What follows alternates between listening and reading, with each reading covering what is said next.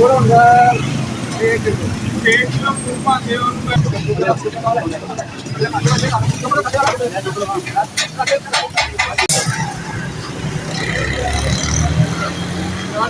है, मज़ेदार है, मज़ा आ गया यार। सस्ता बहुत। अस्सलाम वालेकुम viewers and welcome to foodie Bilal. Foodie Bilal आपकी खिदमत में हाजिर है।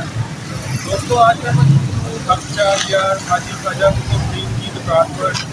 ये दुकान स्नैक्स की वजह से मशहूर है। यहाँ पर हर किस्म के स्नैक्स आपको मिलेंगे, लेकिन इनकी स्पेशलिटी एक चीज़ में है, वो है लाहौरी खखर पूरा।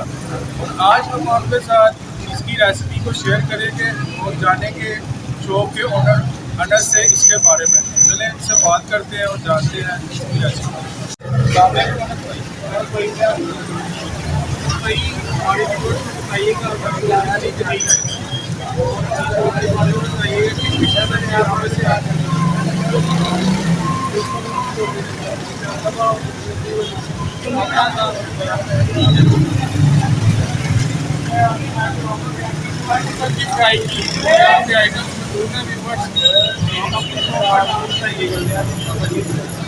पापा जी ड्राई फ्रूट नाम है, पापा जी ड्राई फ्रूट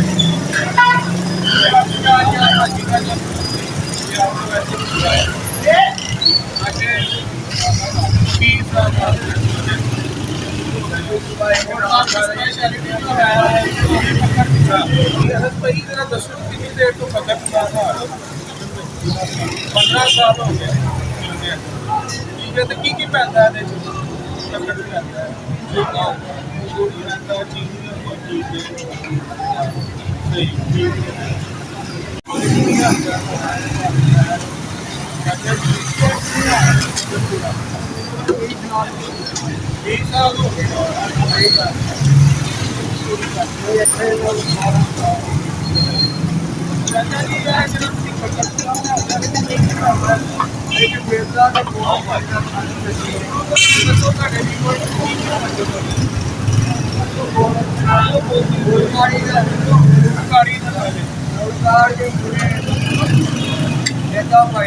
नेता पाते हो।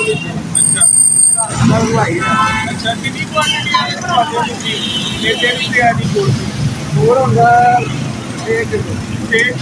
पाते हो पहले पकाते काट लेते थे गुड़ को पहले, उसके बाद मैदा कितना किलो 3 किलो मैदा की पाते हो मसाला के रख पाई रंग पाते हो बस मैदा पाते हो मिक्सर तैयार है पहला रेडी है। ठीक है,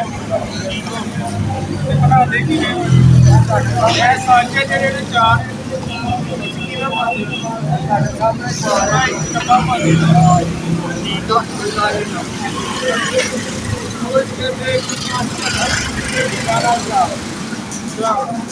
ये तो बड़े साल आपकी गाड़ी को 30 साल से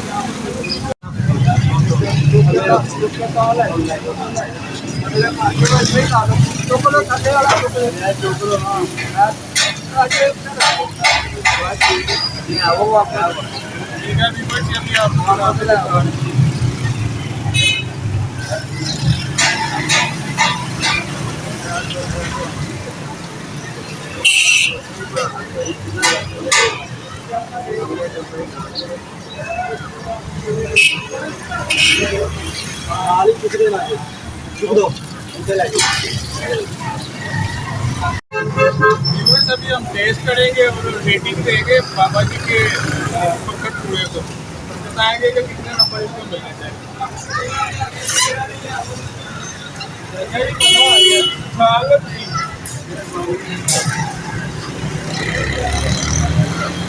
क्रिस्पी है, मज़ेदार है, मज़ा आ गया यार।